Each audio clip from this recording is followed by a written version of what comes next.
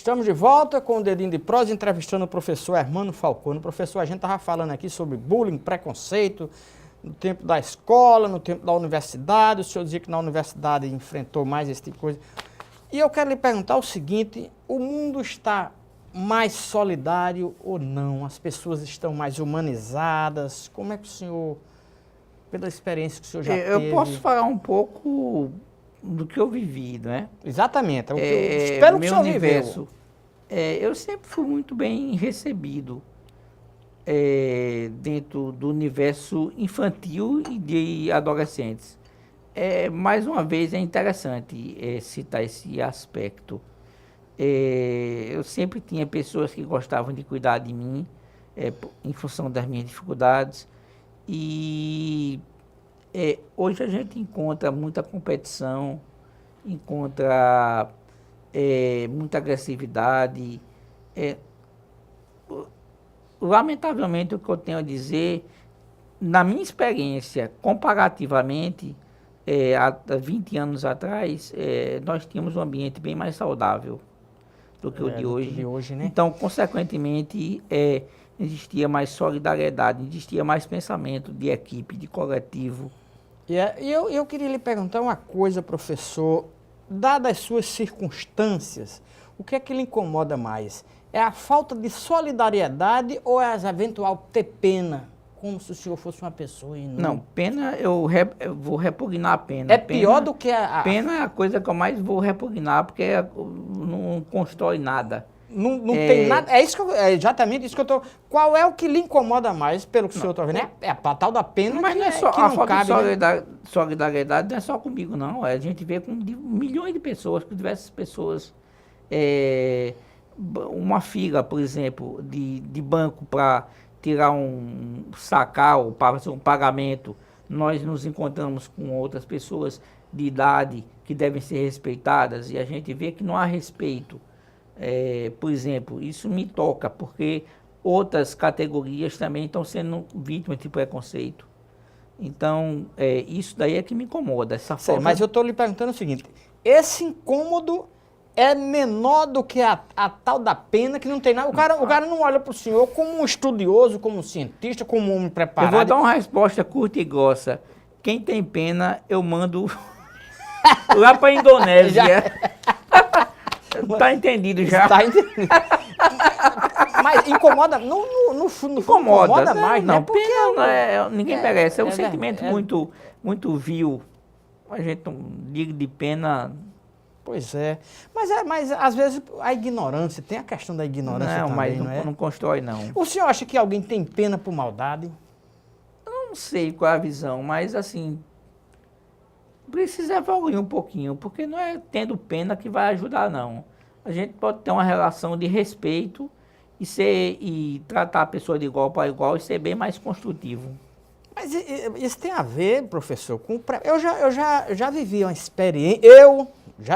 de eu ter pena de uma pessoa cega. E lhe digo mais, eu não tive pena, é um equívoco. Até porque, de várias pessoas preparadas e eram cegas. Mas eu acho que era um despreparo meu de encarar aquilo de outra forma. Depois é que eu vim entender que uma pessoa cega, como minha colega Joana Bellarmino, que é professora de comunicação, jornalista do Milionário, mas eu tive pena de cegos em algum momento e não foi por maldade. Também tem esse lado, né? Nada a ver com maldade, não. Mas é outro sentimento. Mas incomoda, né? Eu me sinto incomodado com a história de vitimização, de pena. O tratamento tem que ser dado de maneira justa. Nós vivemos numa sociedade jurídica, temos leis que infelizmente no Brasil não são respeitadas. É verdade. Infelizmente, eu digo isso com o coração partido. Mas eu estava falando com meu amigo Marcelo, eu precisava reinventar o Brasil né? para poder reeducar um pouco nessa questão de respeito às leis. E a gente estava falando, a propósito de Marcelo, a gente estava falando ainda há pouco sobre um documentário, né? Que documentário é esse? É uma ideia, é uma coisa que já está se concretizando e é sobre o quê? Não, ideias, eu tenho sempre muitas ideias, ou seja, já publiquei alguns livros, tem um, inclusive, que está à venda lá no Manaíra Shopping, da praia do Bessa, Ossos de Vidro. É interessante, fala um pouco da minha história. Ah, é Autores biográfico. paraibanos, E estou lançando outro agora em maio, aproximadamente, que é um projeto junto com um adolescente, um encontro de gerações, uma pessoa de 50 anos com sua visão de mundo e uma pessoa de 14 com sua visão de mundo. Ou seja, vai ser interessante. Ah, é muito interessante. O que é que essa geração tem para dizer para a Queca e a Queca tem para dizer para essa. É verdade. E uma coisa me chamou a atenção nesse nosso bate-papo é o seguinte: pelas suas circunstâncias, o senhor era uma pessoa que tinha tudo para ser viciado em internet. Pelas suas limitações naturais, o senhor naturalmente, da mesma forma que teve boas notas na universidade, se destacou, pelas circunstâncias, deveria ser um viciado em internet, porque está ali o computador. E o senhor parece que não entrou muito nessa onda, não. Por quê? Qual é a restrição que o senhor faz à modernidade da internet? É porque, assim, é importante... O senhor usa? O uso, é óbvio, tem os aparelhos Marcelo aí, eu sempre cito Marcelo porque eu estou me encontrando com ele todo dia no Facebook. Mas assim, eu não me deixo dominar, eu domino. Eu tenho os horários, eu tenho o momento, eu tenho, assim... Disciplinado, né? A disciplina, certo? Então, e tem o objetivo, a gente não vai entrar na internet para ficar perdido numa vastidão de coisas sem sentido nenhum. Então, eu tenho um objetivo, um foco, alguma coisa para fazer.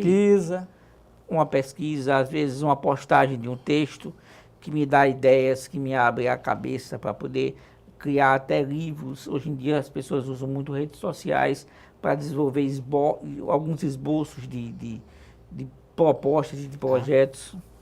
Vamos falar, o senhor falou em livros aí, vamos voltar à leitura. Qual é a sua leitura? O que é que o senhor gosta de ler? Romance, afinal, qual tipo de leitura que o senhor aprecia?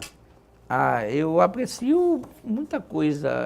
Dentro da área de filosofia, obrigatoriamente eu tenho que ler muita coisa. Dentro da área de psiquiatria da infância e adolescência, dentro da área de adolescência, eu tenho que ler muita coisa.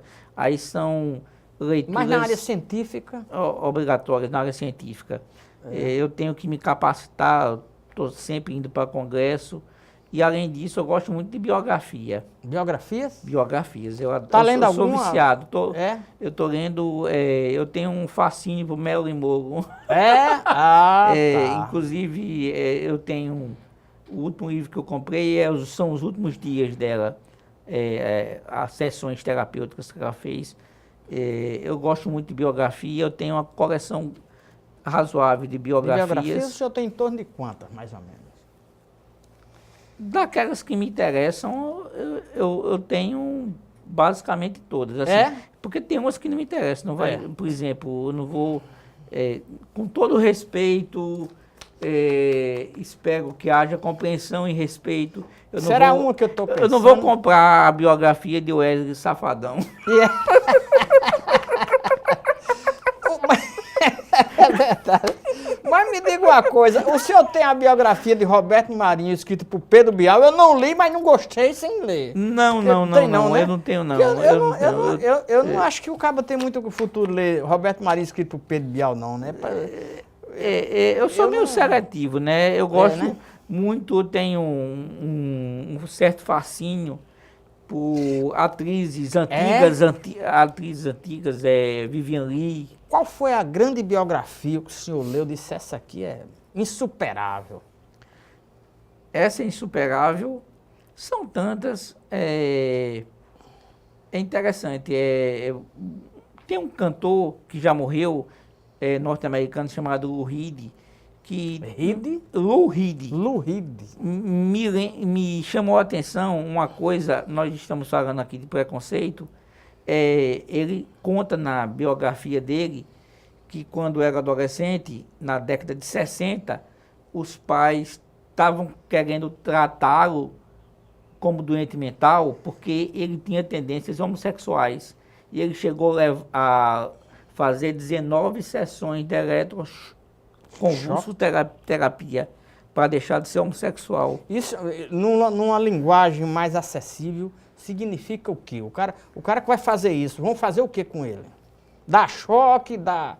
Ele levou, né? Ele foi espontaneamente? Não, obrigado. Foi obrigado. Ele foi internado. Olha, você é o meu filho, é homossexual, e eu não vamos acabar com isso. Tome choque. Aí os psiquiatras, infelizmente, fizeram esse procedimento que a gente sabe que não tem nenhuma Aliás, esse era um tema... Tem indicação para esquizofrenia refratária, depressão, tem as suas indicações, mas jamais isso daí passa pela cabeça de alguém fazer isso. Aí me chamou a atenção essa biografia por causa desse fato. Ok, professor. Mas eu tenho até, inclusive, a biografia de Rin-Tin-Tin. Tem? Mas Rin-Tin-Tin é outra. A minha geração, eu curti demais Rin-Tin-Tin, né? Não é? Pois é. E dizem que Rin-Tin-Tin era uma cadela, não? Tem essa história, não era um macho. Foram vários. Na realidade, vários, né? Foi uma geração de cachorros e cadelas. É como também a questão da chita de Tarzan, né? Uma geração de macacos e macacas. Lessie. Curti muito isso. Também a biografia de Tim Maia. Muito boa, né? É muito boa, né? Assistiu o filme? O filme não está tão à altura. Geralmente o filme não está à altura do livro, da biografia, né? Professor, a conversa está maravilhosa. Eu ficaria aqui mais um bom tempo nesse café, nesse bate-papo. E tinha um tema muito bom que a gente não teve a possibilidade de abordar, que é a psiquiatria. Mas, noutra ocasião, a gente bate um papo sobre isso. Muito obrigado. Mas eu acabei abordando com essa questão, com esse alerta dos eletrochoques. Dado de maneira inadequada num artista, né, de repercussão internacional, por causa de uma, digamos assim, de uma...